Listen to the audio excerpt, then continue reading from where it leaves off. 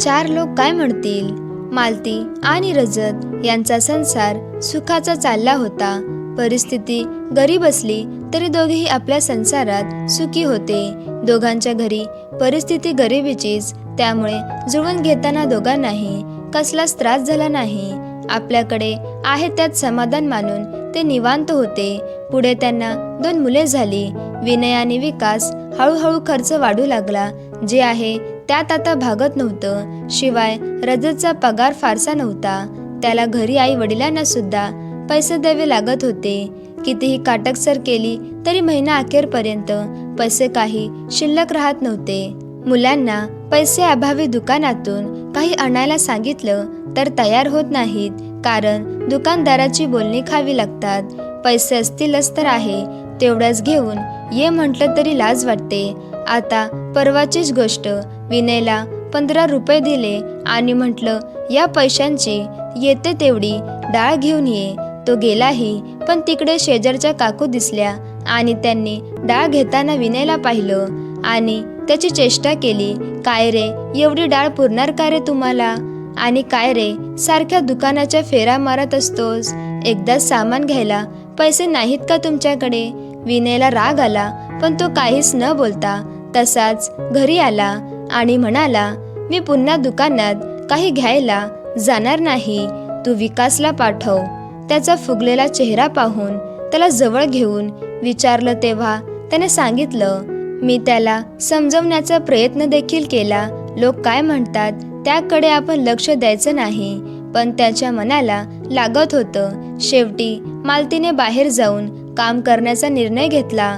तिला फारच काही जमत नसल्यामुळे तिने घरकाम करायचा ठरवलं. रजतची परवानगी मागितली, पण त्याने नकार दिला. आपण करू काहीतरी, पण तू बाहेर नाही पडायचं, असं त्याने स्पष्ट सांगितलं. मालती सुद्धा खूप हट्टी होती. तिने पूर्ण प्रयत्न केला रजतला समजवण्याचा. तुमच्या पगारातून खर्च भागत नाही आणि दिवसेदिवस मुले मोठी होतील तसे खर्च वाढतच जाणार. त्यांचा भविष्याचा विचार नको का करायला? मुलांचं शिक्षण तर सोडाच, पण इतर गरजा सुद्धा नाही भागत. मी जर थोडाफार हातभार लावू शकले घर खर्चाला तर ते आपल्या मुलांसाठी चांगलं असेल.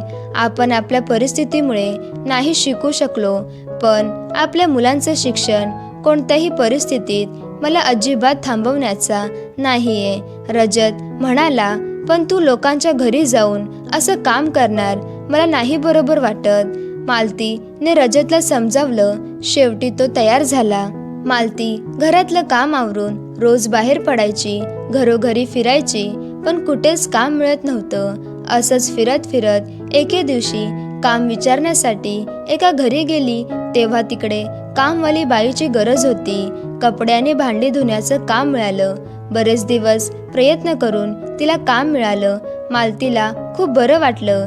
ती तीच काम व्यवस्थित करायची, अगदी आपल्याच घरातलं असल्यासारखं. मालकीन बाईला मालतीचं काम खूप आवडलं. ती खुश होती. ती इतरांच्या समोर देखील मालतीचं कौतुक करायची. तिच्या चांगल्या कामाच्या पद्धतीमुळे तिला आणखी काम मिळत गेली. आता तर तिचा दिवस कसा जायचा तीच तिलाच कळत नव्हता. तिच्या बाहेरच्या वाढत्या कामामुळे घरातल्या कामांना फारसा हात लागत नव्हता. विनय आणि विकास अतिशय समजूतदार होती. ती नेहमी घरकामात आईला मदत करायची. दोघांनी काम अगदी वाटून घेतली होती. मुलांच्या या गोष्टींचं मालतीला कौतुक वाटायचं आणि त्यामुळेच तिला काम करण्यासाठी आणखी उमेद मिळायची. माझ्या मुलांना मला खूप मोठं झालेला मला पाहायचं आहे, हे तिचं स्वप्न होतं. ती नेहमी म्हणायची, मी विनयला इंजिनियर आणि विकासला वकील बनवणार. झेप खूप मोठी वाटत असली तरी एका आईने आपल्या मुलांसाठी पाहिलेलं गोड स्वप्न होतं ते कामवाली बाई म्हटल्यावर लोकांच्या चेहऱ्यावर वेगळेच हावभाव येतात, कारण लोकांना ते काम उच्च दर्जाचं वाटत नाही. बऱ्याच वेळा मालतीला या गोष्टीचा सामना करावा लागत असे. लोकांच्या नजरेत कामवालीचं काम करणे म्हणजे गावंढळ असेल. कशा काय या बायका लोकांच्या घरी जाऊन काम करतात. काही बायका तर म्हणायच्या, आम्हाला खायला एक वेळ नसलं तरी चालेल, पण आम्ही लोकांच्या घरी धुणी भांडीचं काम नाही करणार कधीच, अशी अनेक टोमणे मालतीच्या कानावर सतत पडायचे. पण तिने ठरवलं होतं लोकांच्या बोलण्याकडे लक्ष नाही द्यायचं, कारण तिला तिच्या मुलांना खूप शिक्षण द्यायचं होतं, मोठं झालेले पाहायचं होतं. विकास सुट्टी असली की आई बरोबर जायचा, आईला थोडीफार मदत सुद्धा करायचा, पण त्याला आपली आई असं काम करते पाहून बरोबर नव्हतं वाटत. एके दिवशी घरी जाताना तो आईला म्हणाला, आई, तू असं लोकांची धुणी भांडी नको करत जाऊस, मला कसं तरी वाटतं ते. मालती त्याला समजावत होती, अरे बाळा, त्याच्यामुळेच तर आपल्याला 4 पैसे मिळतात. पण विकास काही ऐकायला तयार होईना. तू दुसरं काही काम नाही का करू शकत? तुला नाही का कसं तरी वाटत लोकांची धुणी भांडी करायला? हे बघ बाळ, कोणतंही काम छोटं किंवा मोठं नसतं. प्रामाणिकपणे मेहनतीने आपण काम करतो, त्याची लाज का वाटावी? तुला कोणी काही बोललं का? विकासने नाही म्हणून मान हलवली आणि म्हणाला, मी खूप शिकून मोठा झालो ना, वकील झालो ना, मग तू हे काम नाही करायचं. मालती हसत हसत म्हणाली, ठीक आहे, बघू आता, चल घरी. तिने रजत घरी आल्यावर त्याला सुद्धा सांगितलं. त्याला सुद्धा हसू आले. थोडा वेळ थांबून तो म्हणाला, आपल्या मुलांसाठी, त्यांच्या शिक्षणासाठी खूप मोठा पल्ला घालायचा आहे. मी सुद्धा पूर्ण प्रयत्न करतोय. त्यांच्या पुढच्या शिक्षणासाठी पैसे साठवण्याचा. होईल ना ग आपल्याला? मालती म्हणाली, नक्की होईल. त्यासाठीच तर आपण ही तारेवरची कसरत करतोय. आपण आपलं ध्येय नक्की गाडू. विनय सुद्धा हे सारं काही ऐकत होता. त्याला जाणीव होती, आपले आई वडील आपल्यासाठी जे काही करत आहेत त्याच चीज झालं पाहिजे, पण देखील मन लावून अभ्यास केला पाहिजे.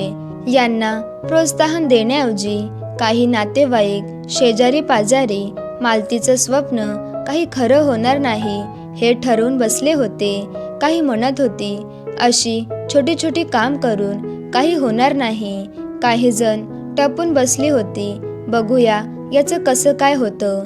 मालती आणि रजत मात्र या सगळ्यांकडे दुर्लक्ष करायचे. त्यांचं ध्येय त्यांनी मनाशी पक्क केलं होतं. लोकांना न जुमानता सकारात्मकता दृष्टीने आपली वाटचाल चालू ठेवली.